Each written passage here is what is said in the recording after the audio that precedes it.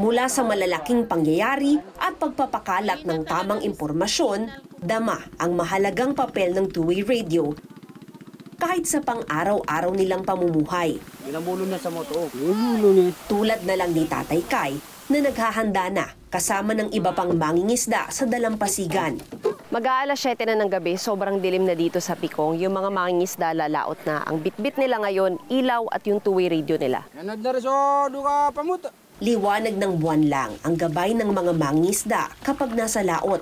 Kaya malaking tulong ang mga radyo nila, lalo na kapag malakas ang alon o masama ang panahon. Sige, move. Ito lang din ang komunikasyon nila sa Pampang dahil magdamag silang nangingisda.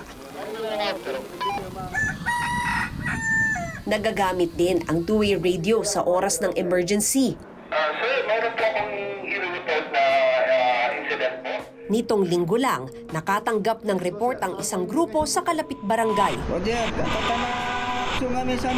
Isa raw aksidente ang naganap sa barangay Kabasaran sa bayan ng Malabang, kung saan nabagsakan ng mga sanga ng isang malaking puno ang mga kable ng kuryente sa gilid ng kalsada. Dahil sa two-way radio, mabilis na narespondehan ang lugar. May signal naman sa Marawi City, pero marami pa rin ang gumagamit ng two-way radio. Gaya na lang ng mga nakatira sa bayan ng Pikong na matagal-tagal pang aasa sa two-way radio nila. As long na maraming naka-on air, maraming nagmo-monitor na mga membro, ayun na nga, mabilis po talaga yung pasan ng communication. Gusto talaga namin is sana it's not only the two-way radio yung magiging source of information. Sana magkaroon ng more cell sites para everybody can use the cell phone.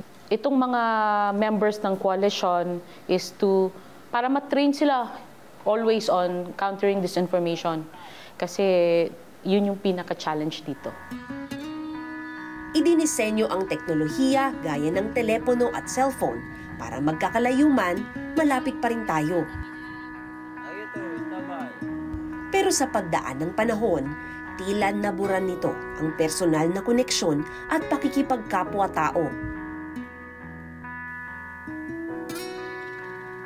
Sana, kahit umunlad na ang pamumuhay ng mga taga-Pikong, manatili silang isang radyo lang ang layo sa isa't isa. Magandang gabi. Ako po si Mav Gonzalez at ito ang Eyewitness.